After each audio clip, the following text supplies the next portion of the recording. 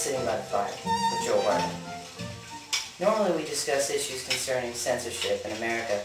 Today we've got a special episode.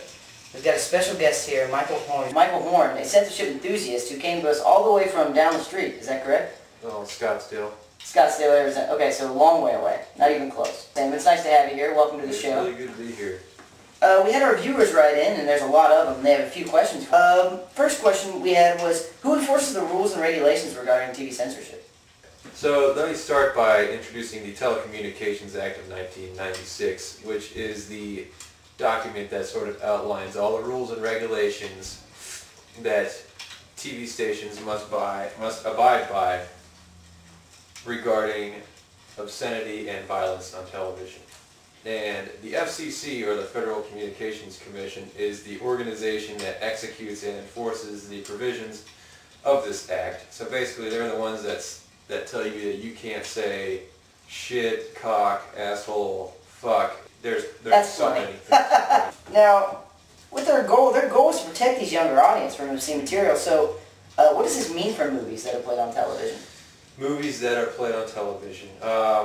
So the Telecommunications Act is the document that outlines the rules that TV stations must follow in order to not get fined, which means that everything that they put on television on their networks has to not break these rules, including movies that were not originally intended for television viewing. So that means that movies, they have to replace vulgar words, they have to censor them, and they often replace them with less vulgar words, which hopefully, if done well enough, convey the same meaning that the original word conveyed. And we actually have an example of this. What's this? You're gonna get ready to roll this one. What is the setup for this one? What movie is this? This will be Casino. Casino is my second one. Okay. And this Casino stars, as we all know, Robert De Niro and Al Pacino. Joe Pesci. No, not Al Pacino. Al Pacino's not in this one. He's not in this one. No. It's a gangster movie without Al Pacino. No, it's the first I've ever heard of that, but let's roll the clip. You said I'm bringing heat on you? I gotta listen to people because of your lousy heat? You're ordering me out? You better get your own fighting army, pal. I didn't do anything. I mean, I didn't order you or anybody. I only told Andy Stone that you had a lot of heat on you, and that was a problem. You want me to get out of my own freaking town? Yeah, I said, let the stuff blow over for a while so I can run the casino. Anything goes wrong with the casino, it's flagged. It's not yours, it's my act. I don't know whether you know this or not, but you only have your lousy casino because I made that possible. I'm what counts out here, not your fancy country clubs or your fancy TV shows. And what the heck are you doing on TV anyhow? You know, I get calls from back home every single day. They think you went batso. Excellent clip. We're going to discuss the effects that these dubbings have on movies now. Specifically, you know, is there a better way to do the censoring, or should they even censor it at all? That's a good question. You know, let's just talk about the clip we just saw, Casino. I mean, here in the original version, you got two characters who are just completely angry at each other, and they're letting loose on each other in really cathartic anger. They're cursing. It's heavy emotion, yeah, absolutely. And with this edited version, it kind of seems like they're holding back. They're trying to be cordial with each other. You know, it's like, what the heck are you talking? You know, it just doesn't sound right. You know, it's not the same. Now, as you and I understand it, I think a lot of our viewers understand it. By the time this movie gets to the television so we can see it, it's been so diluted and edited that it's not even anything like the original version. Absolutely, yeah, that's one of the biggest problems with this. You know, it's that they've changed it. It's not even the same movie as it was when it came into the theaters. They should, you know.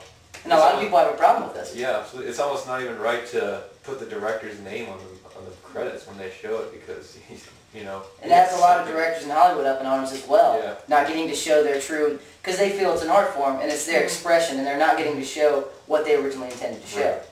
And then, you know, legally it does belong to the production companies and they can do whatever they want, but, you know, it's, you know, that's where this controversy. Now, if you could throw a couple names of these production companies out at us, just so that viewers at home know. Examples of production companies that do this are Universal, Paramount, TriStar, you know, the big names. Disney really doesn't have to worry about this since their movies are pretty tame.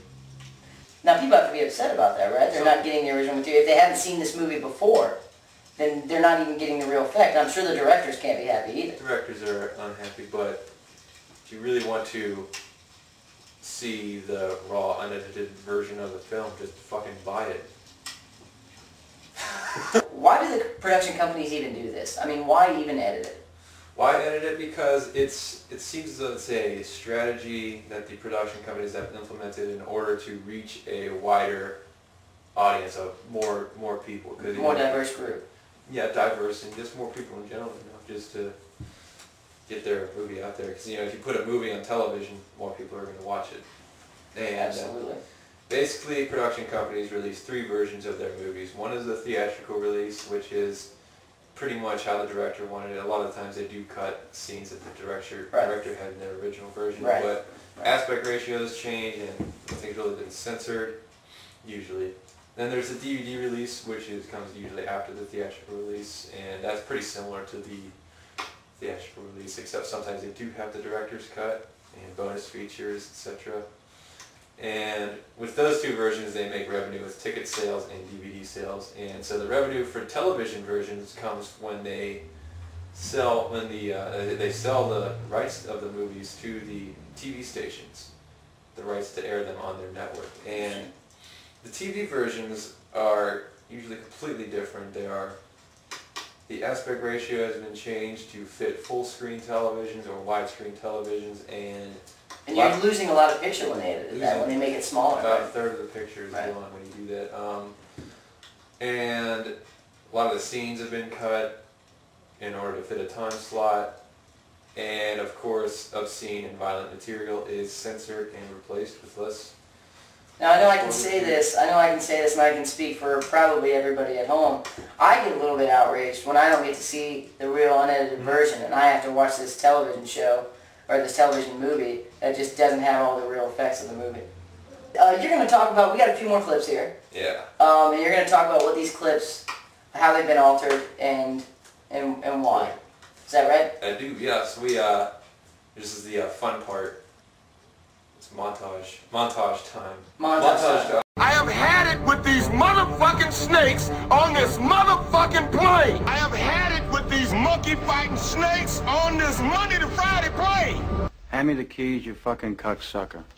Hand me the keys, you fairy godmother. We would be cunts. You calling us cunts? We would be sloppy. You calling us sloppy? He sound like a great big pussy, just waiting to get fucked. He sound like a great big chicken, just waiting to be plucked. Where'd you get the beauty scar, tough guy? Eating pussy? Where'd you get that beauty scar, tough guy? Eating pineapple? Yippee-ki-yay, motherfucker. Yippee-ki-yay, Mr. Falcon.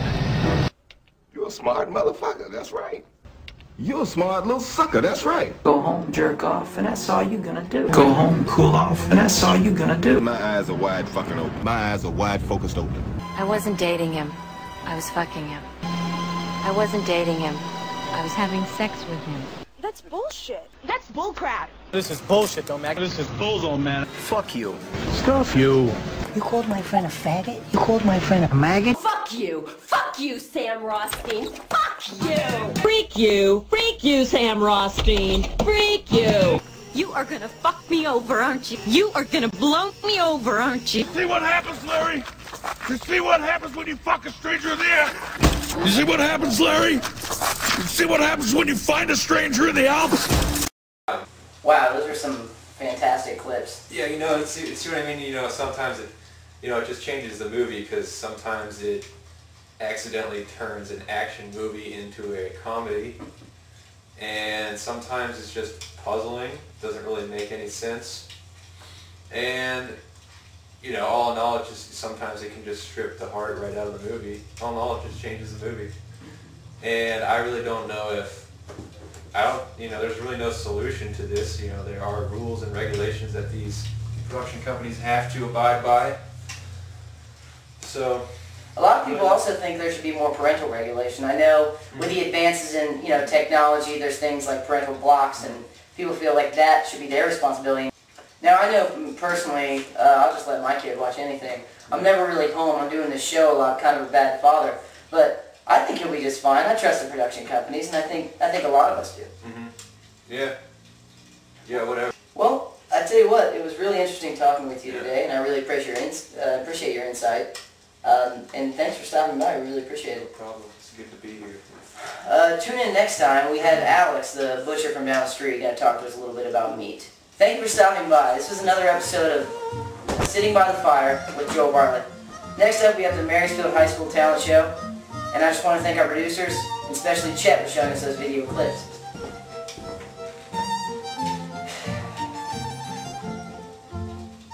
Have a good afternoon.